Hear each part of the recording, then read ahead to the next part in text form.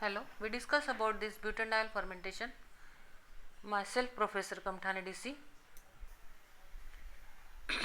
This butanediol production it is observed in case of the members of the genus Aerobacter, Serratia and Bacillus.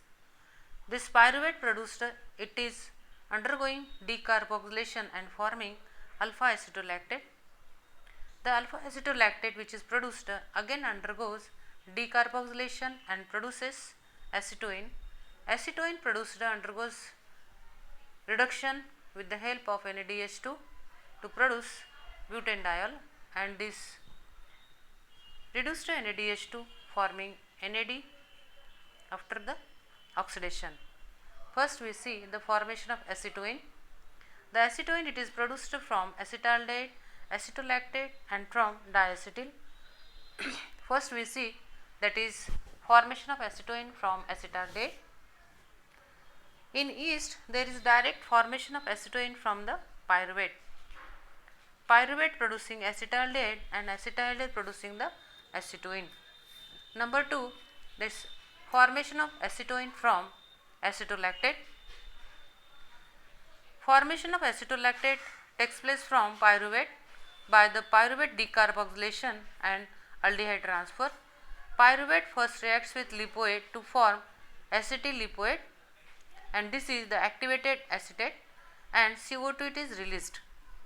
Acetyl lipoate then combines with a second molecule of pyruvate and produce acetolactate, and lipoate it is released. The acetolactate formed is then decarboxylated by acetolactate decarboxylase enzyme to form acetoin. Third, that is formation of acetoin from diacetyl. It takes place in organisms which can simultaneously form acetyl-CoA by the phosphoroclastic split and acetyl lipoate with pyruvate dehydrogenase. Both active acetates are then condensed to form diacetyl. This diacetyl is reduced to acetoin by acetoin dehydrogenase, and the reduction it is caused by NADH2 and NADH2 converted to NAD.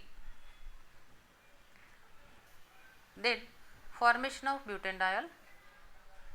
A number of bacteria are able to produce 2,3-butanediol in addition to mixed acid products. Thank you for your listening.